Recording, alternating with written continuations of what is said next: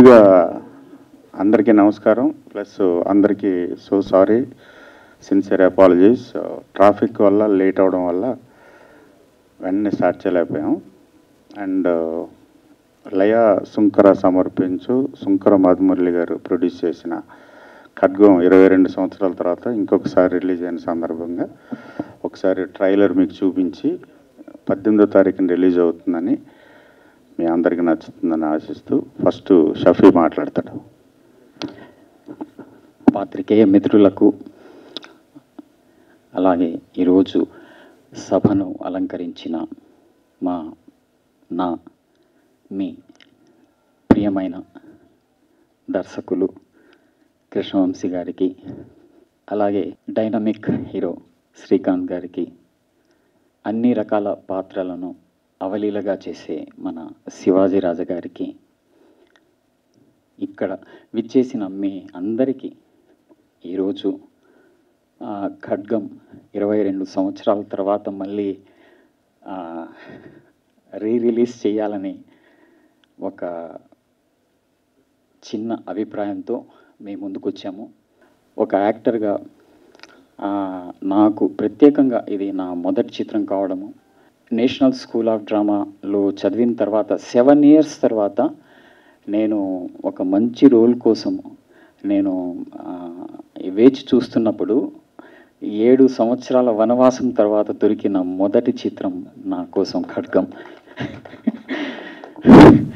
అంటే నటుడిగా నా వనవాసం అదే.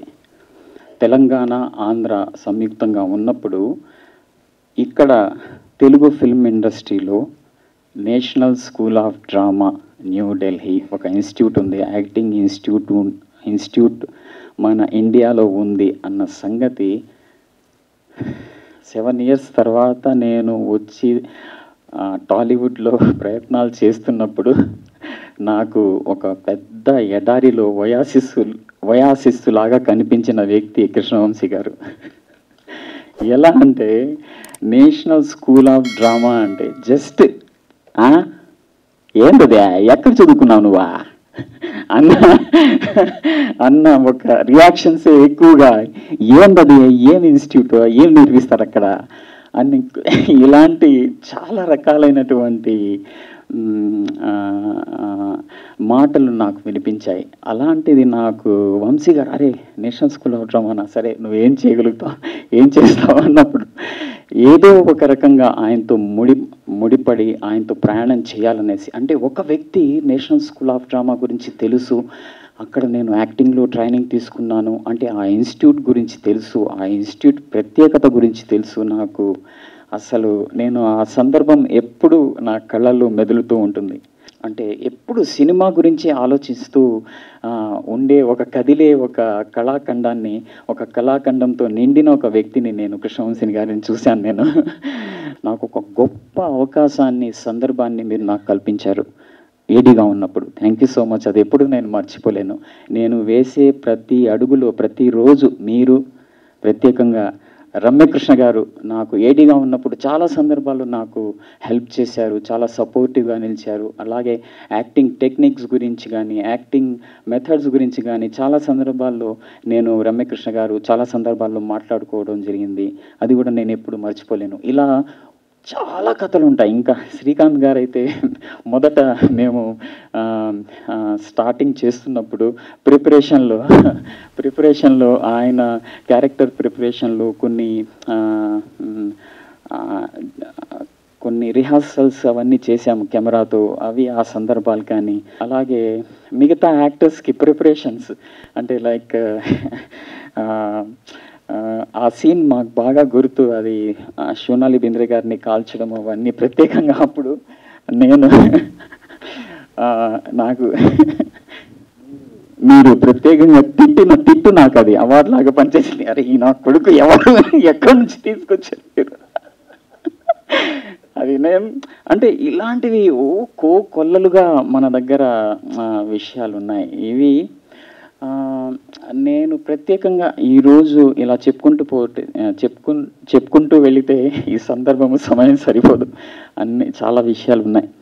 యాక్టరు సర్టిఫికేట్ ఉండడం వేరు, నాలో ఒక మంచి నటుడిని ఆయన చూసి నా మీద అంత పెద్ద నమ్మకంతో, నాకు ఇంకా గుర్తు ఆ దేవానంద్ స్టూడియోలో శక్తి ఫిల్మ్ డబ్బింగ్ జరుగుతున్నప్పుడు, ఏంట్రా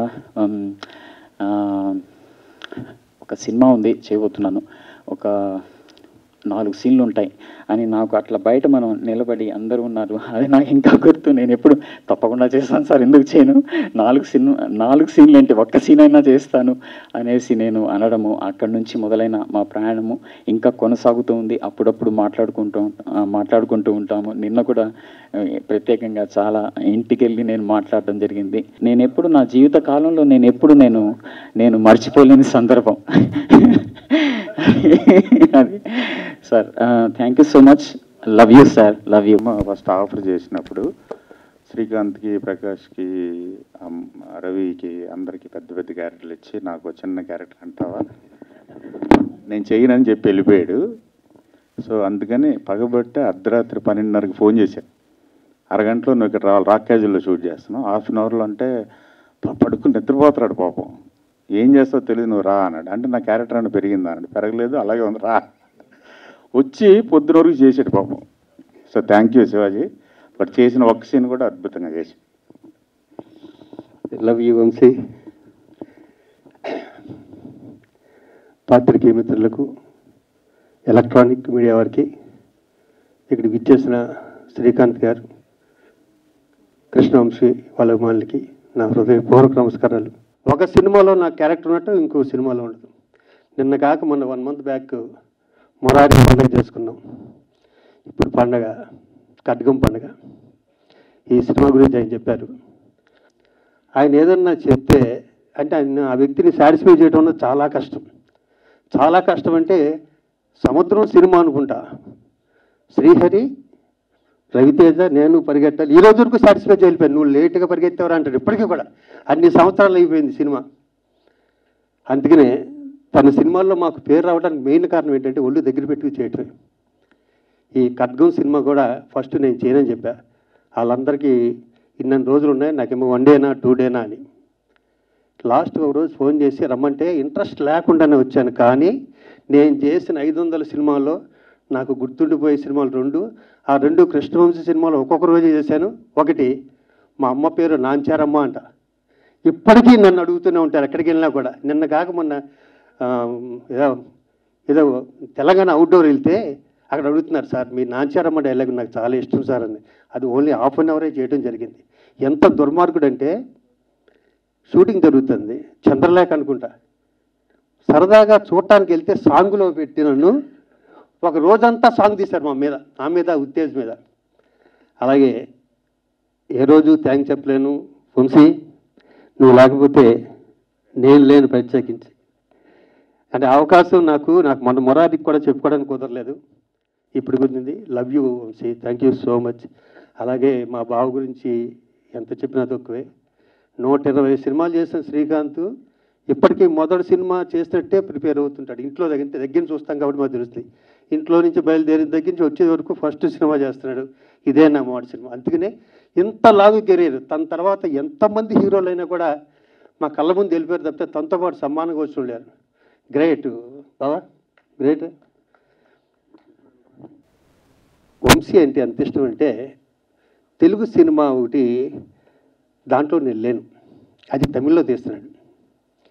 తమిళ్ హీరో పార్థిబన్ అనుకుంటా, అంతఃపురం తెలుగులో నేను లేను, తమిళ్లో నన్ను పెట్టి లిప్ కిస్ ఉందిరా నీకు దీంట్లో అన్నాడు. ఓకే అన్న. అది ఎవరితో తెలుసా? పార్థిబన్తో లిప్ కిస్. అది దగ్గరుండి చేయించాడు. మళ్ళీ ఆయన నేను మొహమాట పడి 2 hours బతిమల్లో కూడా వదలకుండా సౌందర్య గారితో ఈ మాట ఎందుకు చెప్పారంటే, తను ఏం చెప్పినా చేస్తూనే ఇన్ని సంవత్సరాలను చేస్తూనే ఉంటాం.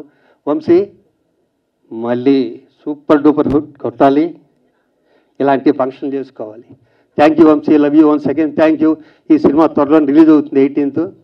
మళ్ళీ ఫస్ట్ టైం ఎంత హిట్ అయినో అంత హిట్ అవుతుంది. దీంట్లో పనిచేస్తున్న అసిస్టెంట్ డైరెక్టర్స్ అందరికీ all the best. Thank you, love you all. Thank you sir, thank you very much.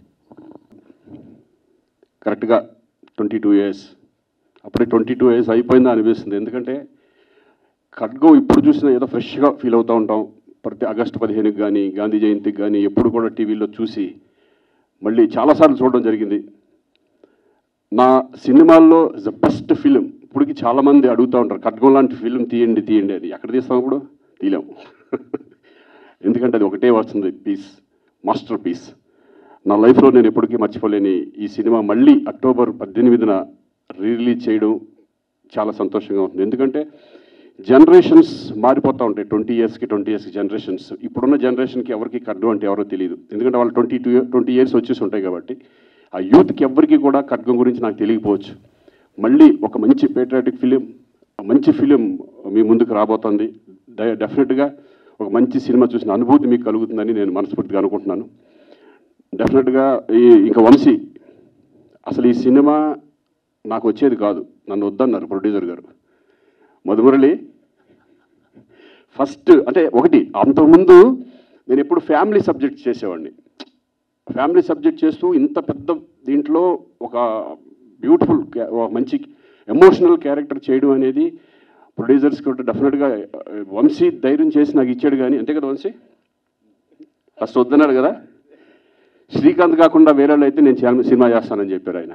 కానీ ఆయన అన్న దాంట్లో కూడా ఒక న్యాయం ఉంది. ఎందుకంటే అప్పటి వరకు నేను ఫ్యామిలీ సబ్జెక్ట్ చేశాను, భయపడ్డారు, ప్రొడ్యూసర్గా భయపడ్డాడు. కానీ వంశీ నాకు శ్రీకాంత్ గురించి తెలుసు, ఆడేంటో తెలుసు. డెఫినెట్గా శ్రీకాంతే నాకు కావాలి అని పట్టుబట్టి మళ్ళీ ఈ క్యారెక్టర్ నాకు ఇవ్వడం నిజంగా నా లైఫ్లో నేను మర్చిపోలేను. వంశీ అలాగే మధుమురళి కూడా. మధుమురళి అన్నాడు కానీ తర్వాత మళ్ళీ ఎస్ నువ్వు అనుకుందంటే కరెక్టే చేసేయండి అని చెప్పారు ధైర్యంగా. ఆ ధైర్యం చేసి నాకు ఆ క్యారెక్టర్ ఇవ్వడం. అలాగే దాంట్లో రవితేజ, ప్రకాష్ రాజ్ వాళ్ళు విద్యగా రాలేదు, వాళ్ళు లేరు, ఊళ్ళో లేరు కాబట్టి రాలేకపోయారు, లేకపోతే వాళ్ళు వచ్చేవాళ్ళు. So thank you Vamsi. నాకు ఎందుకంటే వంశీ సినిమాలో ఆర్టిస్ట్ చేయడం అనేది ఒక నేను ఫిల్మ్ ఇన్స్టిట్యూట్ నుంచి వచ్చాను, కానీ ఈయన ఒక ఇన్స్టిట్యూట్, సపరేట్ ఇన్స్టిట్యూషన్. ఎందుకంటే వంశీ చెప్పే విధానం, ఆర్టిస్ట్కి ఇంజెక్ట్ చేసే విధానం ఎంత బాగుంటుందంటే ప్రతి పాయింట్, ఈచ్ పాయింట్ మన నరనరాల్లో దింపేస్తాడు. అటువంటి వంశీ ఆయన సినిమా చేసిన తర్వాత మనకి చాలా కాన్ఫిడెన్స్ వస్తుంది. వేరే సినిమాలు చేసినప్పుడు చాలా ఈజీ అనిపిస్తుంది. అట్లా 3 సినిమాలు ఆయన డైరెక్షన్లో చేయడం. నేను ఖడ్గం తర్వాత నా 100వ ఫిలిం, 100 మూవీ కావాలని వంశీ అయితే నాకు బాగుంటుంది నా 100వ సినిమా. కానీ మహాత్మా, అలాగే గోవిందుడు అందరి వాడేలో నాకు బ్యూటిఫుల్ మంచి క్యారెక్టర్ రామ్ చరణ్ సినిమాలో ఇవ్వడం. ఇలా చెప్పుకుంటూ పోతే ఈయన గురించి చాలా ఉంటాయి. ఎందుకంటే నాకు నచ్చిన డైరెక్టర్స్లో వంశీ ఒకళ్ళు. అటువంటి మళ్ళీ వంశీ ఇంకా మంచి సినిమాలు చేయాలి. అక్టోబర్ ఇప్పుడు ఈ 18న రిలీజ్ అవుతున్న సినిమా మీరందరూ చూసి ఎంజాయ్ చేస్తారని నేను అనుకుంటున్నాను. ఎందుకంటే నా లైఫ్లో బెస్ట్ సాంగ్ నువ్వే సాంగ్, అది ఎప్పటికీ మర్చిపోలేను. సిరివెల్ల సీతారామ శాస్త్రి గారు ఆయన లేకపోవడం నిజంగా దురదృష్టం. ఈ సాంగ్ జరిగినప్పుడు గుర్తుందా నీకు? ఏంటి ఫస్ట్ సాంగ్ విన్నప్పుడు ఏంటి వంశీ డ్యాన్స్ పెట్టవేంటి, మామూలుగా నడిపించి చేపించేస్తున్నావు అన్నాను. గుర్తుందా? ఈ సాంగ్లో డ్యాన్స్ ఉండకూడదురా, ప్లీజ్రా డ్యాన్స్ లేదురా అన్నాడు. అలా ఒక సరదాగా నాకు కొంచెం షై ఉండేది. హీరోయిన్తో సోనాలి బింద్రే తనతో చేసేటప్పుడు షై ఉండేది. మేమిద్దరం కలిసి రిహార్సల్ చేసేవాళ్ళం. నువ్వు ఆగు మేమిద్దరం చేస్తాం, ఫస్ట్ నన్ను టెన్షన్ పట్టద్దని చెప్పి. అలా అంటే తలుచుకుంటుంటే చాలా ఇన్సిడెంట్స్ ఇవన్నీ చాలా బాగుంటాయి. సో అక్టోబర్ 18న డెఫినెట్గా ఈ సినిమా మీరు చూసి ఎంజాయ్ చేస్తారని అనుకుంటున్నాను. అలాగే షఫీ అప్పుడే ఒక నేషనల్ స్కూల్ ఆఫ్ డ్రామా అప్పటి నుంచి వచ్చి చాలా న్యాచురల్ యాక్టర్. ఎంత న్యాచురల్ అంటే నేను ఇన్స్టిట్యూట్ నుంచి వచ్చాం కానీ బట్ వాళ్ళ ఇన్స్టిట్యూషన్, వాళ్ళ స్టైల్ ఆఫ్ యాక్టింగ్ వేరేగా ఉండేది. అంతా అంటే మెథడ్ యాక్టింగ్ టైప్ ఆఫ్ ఇవి ఎక్కువ ఉండేది కదా మామూలు ఇన్స్టిట్యూషన్. మాకు అది నేర్పల, మాదంతా వెళ్ళిపోతూ ఉండేది అంతే అది. సో వండర్ఫుల్ ఆర్టిస్ట్ని ఇండస్ట్రీకి పరిచయం చేశారు వంశీ. అలాగే ఇంకా మా బావ గురించి ఏం చెప్తాం, అడు ఏ క్యారెక్టర్ చేసిన దాంట్లో ఇద్దరం ఎన్నో సినిమాలు చేసాం. ప్రేయస్రావు దగ్గర నుంచి ఎన్ని సినిమాలు చేసాము. ప్రతి సినిమాలో కూడా వాడు మంచి బ్యూటిఫుల్ క్యారెక్టర్, మంచి ఆర్టిస్ట్. ఇప్పుడు ఏ క్యారెక్టర్ చేసినా కూడా దాన్ని ముందుకు తీసుకెళ్ళిపోతాడు. అద్భుతమైన పర్ఫార్మర్. థ్యాంక్ యూ బాబా. ఎన్నో సినిమాలు, అద్భుతమైన సినిమాలు ఉన్నాయి మన వినోదం దగ్గర నుంచి అప్పుడు లెక్కేసుకుంటే. సో మరి మరొక్కసారి అందరికీ నేను థ్యాంక్స్ చెప్పుకుంటున్నాను. అలాగే ప్రొడ్యూసర్స్కి, వంశీకి థ్యాంక్ యూ వెరీ మచ్. తర్వాత కూడా ఇంకా ఈ సినిమా గురించి ఇంత బాగా మాట్లాడుతున్నందుకు. ప్రతి సంవత్సరం ఆగస్ట్ 15th కానీ జనవరి 26th కానీ టీవీస్లో వచ్చినప్పుడు సోషల్ మీడియాలో చాలా మెసేజ్లు వస్తూ ఉంటాయి. I'm so happy. ముఖ్యంగా థ్యాంక్స్ చెప్పుకోవాల్సింది ప్రొడ్యూసర్ మా ఫ్రెండ్ శంకర్ మురళి గారికి. ఇలాంటి ఒక సినిమా చేయనిచ్చినందుకు, చేస్తున్నప్పుడు సపోర్ట్ ఇచ్చినందుకు, రిలీజ్ తర్వాత కూడా చాలా టఫ్ కండిషన్స్లో కూడా ఉండి ఫేస్ చేసినందుకు. దాని తర్వాత ప్రెస్ మీట్లలో జర్నలిస్టుల ఇన్వాల్వ్మెంట్ లేకుండా, ముఖ్యంగా సురేష్ కుండేటి ఇన్వాల్వ్మెంట్ లేకుండా అంత బాగోదేమో అనుకుంటున్నాను. అందుకని మీరేదన్నా క్వశ్చన్స్ అడిగితే సమాధానం చెప్తా. ఇప్పుడు స్టేట్ సినిమాలకి ధీటుగా రీలీజ్ సినిమాలు రిలీజ్ అవుతున్నాయి. రీలీజ్ సినిమాల వల్ల విడుదలవుతున్న స్టేట్ సినిమాలు కూడా కలెక్షన్ తగ్గుతున్నాయి. ఆ ఎఫెక్ట్ బాగా పడుతుంది. కొన్ని జరిగినాయి. అలాగే ఇప్పుడు అంతకుముందు మొరారి, మీ దర్శకత్వం మొరారి అంతకుముందు వచ్చిన రీలీజ్ సినిమాలకి రికార్డ్ బ్రేక్గా కలెక్షన్స్ సునామీ సృష్టించింది. మళ్ళీ మీ సినిమాల్లో, మీరు చేసే సినిమాల్లో రీలీజ్ ఏ సినిమా చేస్తే బాగుంటుంది అనుకుంటున్నారు? అది మీరు చెప్పాలి. ఏది సినిమా అంటే నాకు అన్ని సినిమాలు చేస్తే బాగానే ఉంటుంది అనిపిస్తుంది. చందమామ చూడు ఇన్ని ఉన్నాయి. సో అది జనాలకు వదిలేద్దాం. సరే, ముందుకు వచ్చిన కాన్సెప్ట్ ఈ సినిమా లైక్ రీరిలీజ్ల వల్ల ఇప్పుడు సినిమాలకి కాంపిటీషన్ ఉంటుందని నేను అనుకోవట్లేదు. First thing. Second thing, Murari నా పర్సనల్ రీజన్ ఏంటంటే, నా అనాలిసిస్ ఏంటంటే, Murari for the last 2 decades బాగా dark cinema, dark emotions, dark scenes ఎక్కువైపోయింది, వైలెన్స్ ఎక్కువైపోయింది. వాటి మధ్యలో సడన్గా కలర్ఫుల్ ఫ్యామిలీ అండ్ మ్యూజికల్ రావటం, అది మహేష్ బాబు మేజర్ ఫ్యాక్టర్ దానికి. And Mahesh Babu fans major factor. Plus మురారికి సపరేట్గా ఒక సెక్ట్ ఆఫ్ ఫ్యాన్స్ ఉన్నారు. వాళ్ళందరి వల్ల అంత పెద్ద రెస్పాన్స్ వచ్చిందని అనుకుంటున్నాను. మీరు ఎలా కూర్చున్నారు? 22 సంవత్సరాలు దిగిన ఫోటోకి ఈ ఫోటోకి ఏమీ తేడా లేదు. కళ్ళజోడు ఒకటే తప్ప. నిన్ను చూసే కాపీ కొడుతున్నాను నేను. నీకు తెలుసా 97లో నీ మ్యారేజ్కి వచ్చాం అక్కడికి, పాలకొల్లు. అవును, అప్పుడు ఎలా ఉన్నా ఇప్పుడు అలాగే. సరే అన్న, ఇప్పుడు ఫైనల్గా వంశీ గారి దర్శకత్వంలో ఒక్క సీన్ చేసినా చాలు అని ఆర్టిస్ట్ అప్పుడు ఫీల్ అయ్యేవారు. అట్లాంటిది మీరు ఖడ్గం, మహాత్మా, మళ్ళీ హీరోగా కాకుండా క్యారెక్టర్ కూడా గోవింద్ నండవర్ చేయడం జరిగింది. సో ఇందాక ఫస్ట్ నిర్మాత వద్దన్నా ఏదొద్దన్నా చేయడానికి, సో అలా ఒప్పుకున్నారు కాబట్టి అప్పుడు వంశీ గురించి, ఇప్పుడు వంశీ గురించి మీరు ఏం చెప్తారు? అప్పుడు వంశీకి ఇప్పుడు కొంచెం చెప్తే హార్ట్గా అప్పుడు ఎలా ఉన్నాడో డెఫినెట్గా ఇప్పుడు కూడా, ఇప్పుడు సినిమా చేస్తే అదే వంశీ నాకు కనపడతాడని అనిపిస్తుంది. ఎందుకంటే ఇప్పటికీ ఆయన నేను ఎప్పుడు రెగ్యులర్గా టచ్లో ఉంటాం. నేను అంటూ ఉంటాను, నాకు ఒక మంచి ఇంకో ఖడ్గంలాంటి సినిమా చేద్దాం వంశీ అంటే, ప్రొడ్యూసర్ తీసుకురా అంటారు. అదే కదా లేనిది మనకి ఇప్పుడు. సో వంశీ అనేది ఎప్పుడు మారలా. బట్ కొంత గ్యాప్ రావచ్చేమో కానీ 100% వంశీ మళ్ళీ మంచి డైరెక్టర్గా ప్రూవ్ చేసుకుంటాడు డెఫినెట్గా. నాకు మార్పు ఏం లేదు, అతను నాకు ఏం మార్పు కనపడలేదు. ఇలాంటి సినిమాని పార్ట్ 2 లాగా తీయొచ్చు కదా. ఎందుకంటే హీరో కూడా రెడీగా ఉన్నాడు. నాకు తెలిసి శ్రీకాంత్ గారు అబ్బాయి రోషన్ పర్టికులర్గా అదే కదా మీ క్వశ్చన్. నాకు పార్ట్ 2 మీద నమ్మకం లేదు సార్. పార్ట్ 2 అనేది ఒక బిజినెస్ ప్రపోజిషన్స్ అయింది తప్ప ఎక్స్టెన్షన్ ఆఫ్ ఫిల్మ్ అవ్వట్లేదు. ప్లస్ నా సినిమాలు అన్నీ కూడా అక్కడతో ఎండ్ అయిపోతుంది, వన్ అండ్ ఓన్లీ అని. దానికి ఎక్స్టెండ్ చేసి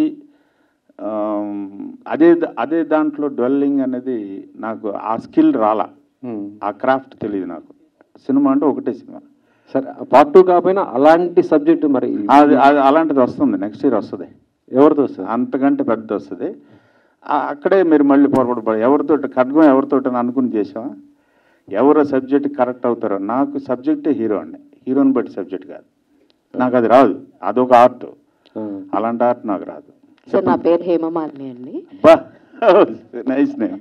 thank you sir. Sir, actually మీ సినిమాలు మేము చిన్నగా ఉన్నప్పుడు, అంటే అది చెప్తే మళ్ళీ మాకు ఏజ్ అయిపోయింది అన్నట్టు మాట్లాడుతున్నారు కాబట్టి అలా ఎంజాయ్ చేసాం చూస్తూ.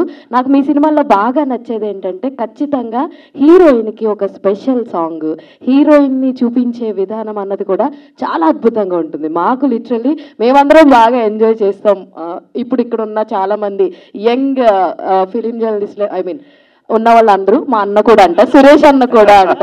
సో సార్, అంటే మీ మార్క్ ఆఫ్ ఫిలిమ్స్లో ఖచ్చితంగా ఆ టైప్ ఆఫ్ ఒక పాట ఉంటుంది.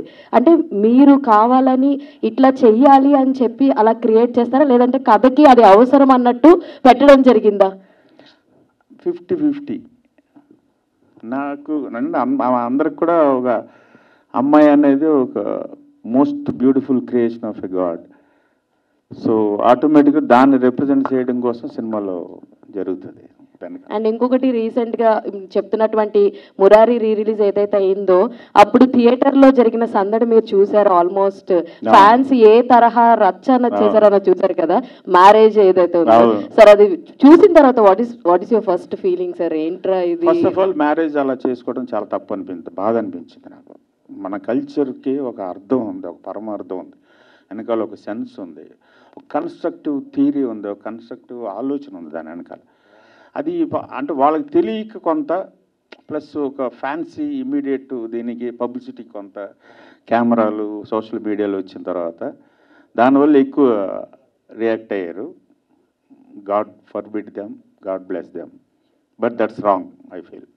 Sir hi sir. హాయ్, ఎక్కడ? ఇక్కడ. ఓకే. శరత్ సార్, ఈ మూవీలో పర్టికులర్గా అంటే ఏంటి స్టార్టింగ్ అందరూ రోజ్ చేస్తారు అనుకున్నాను, అందరూ ఏంటి చాలా సాఫ్ట్గా. వీఆర్ ఫ్యాన్స్ ఆఫ్ ఖడ్గం కదా సార్. కాదు చేస్తా.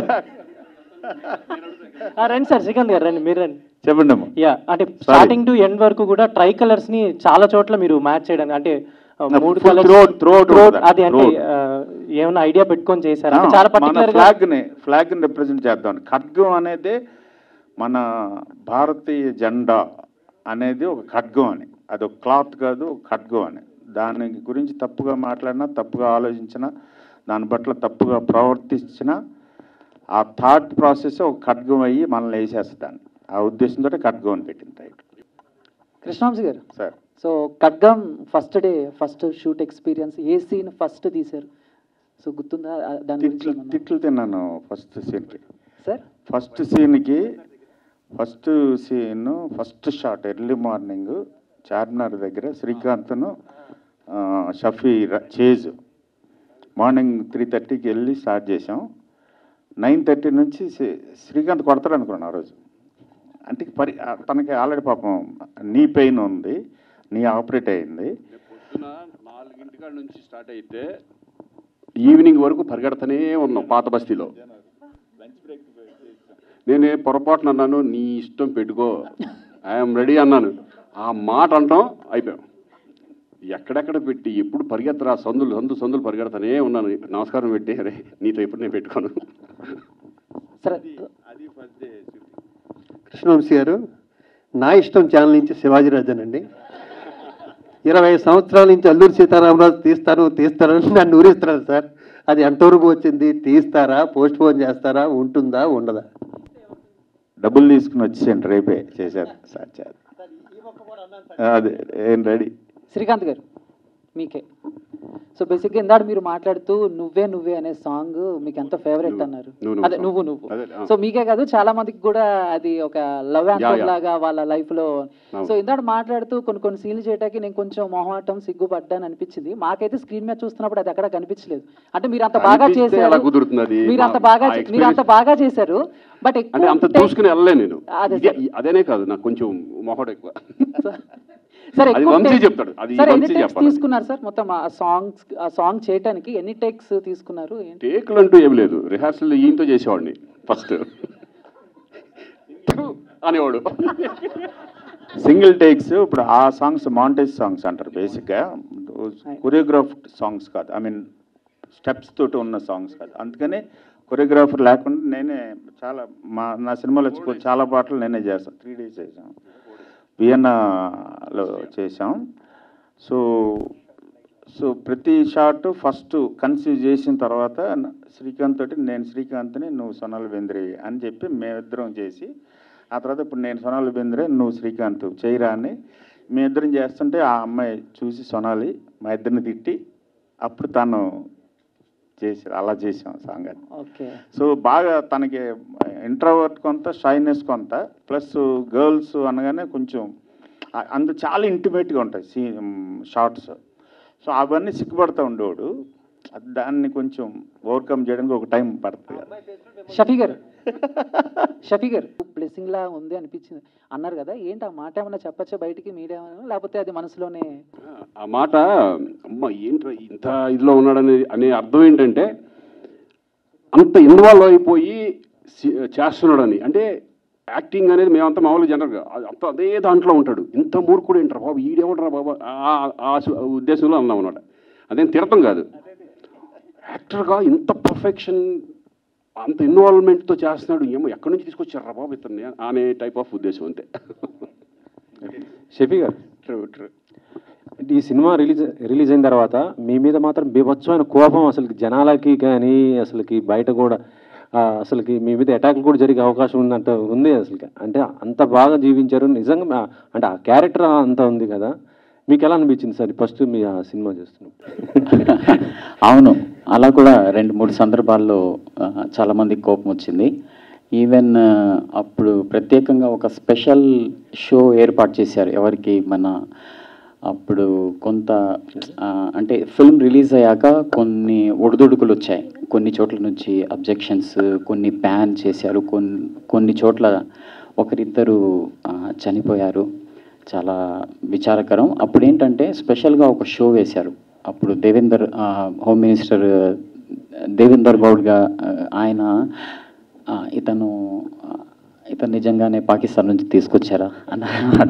ఫస్ట్ టైం మిమ్మల్ని చూసినప్పుడు ఒక ఫ్యామిలీ హీరో, అప్పటి వరకు అమ్మాయిలందరికీ ఒక రొమాంటిక్ హీరోగా కనిపించిన మీరు ఆల్ ఆఫ్ సడన్ సీరియస్గా, ఎమోషనల్గా, కోపంగా కనిపించేసరికి ఏంటి ఇలాగున్నారు అని చాలామంది అనుకుని ఉంటారు. బట్ మీకు ఫర్ ద ఫస్ట్ టైం ఈ ఖడ్గం గురించి, ఈ క్యారెక్టర్ గురించి చెప్పినప్పుడు మీరేమనుకున్నారు? అండ్ అనుకున్నారా లైక్ నేను క్యారీ ఫార్వర్డ్ చేయగలనా, ఇంతగా నన్ను యాక్సెప్ట్ చేయగలరా అని ఏమైనా అనుకున్నది ఉందా? And also I have another question కూడా, ఇది ఆన్సర్ చెప్తే ఇంకో క్వశ్చన్ అడుగుతాను. ఓకే, ఫస్ట్ అనుకున్నప్పుడు నేను వంశీ దగ్గర నుంచి నాకు ఆఫర్ రాగానే ఒకటే అనుకున్నాను, అది ఇటువంటి క్యారెక్టర్ అయినా నేను చేసేద్దామని డిసైడ్ అయిపోయా. నేను సబ్జెక్ట్ కూడా వినలేదు ఫస్ట్లో. అరే వంశీ ఇట్లా మా వంశీ వచ్చి నాకు ఇటువంటి క్యారెక్టర్ ఉంది, నీకు మంచి క్యారెక్టర్ అంటే నువ్వు నాకు సబ్జెక్ట్ చెప్పదు నేను చేసేస్తున్నాను అన్నాను ఒకటే మాట. తర్వాత చెప్పాను అనుకోండి ఇట్లా ఉంటుంది క్యారెక్టరైజేషన్ చెప్తూ ఉంటాను. బట్ నాకు భయం వేయాల, ఎందుకంటే నాకు ఒక కాన్ఫిడెంట్ అంటే నేను చేయగలను కాన్ఫిడెంట్. ఎందుకంటే నేను విలన్గా చేశాను బిగినింగ్ సినిమాల్లో నేను విలన్గా చేయడం, నాకు ఎమోషన్ అంటే చాలా ఇష్టం, బాగా ఎమోషన్ క్యారెక్టర్స్ అంటే బాగా ఇష్టం. ఆ కాన్ఫిడెంట్ అంటూ నాలో ఉండేది. బట్ అది నమ్మాలి కదా, డైరెక్టర్స్ నమ్మాలి, ప్రొడ్యూసర్స్ నమ్మాలి. వంశీ నన్ను నమ్మాడు, ఎందుకంటే పాత బస్తీలో మా షూటింగ్ దగ్గరికి అప్పుడప్పుడు వచ్చేవాడు, నేను ఫైట్స్ చేసినప్పుడు చూసి, అంటే నాలో ఏం చూశారని వంశీ గారిని అడగాలి అసలు.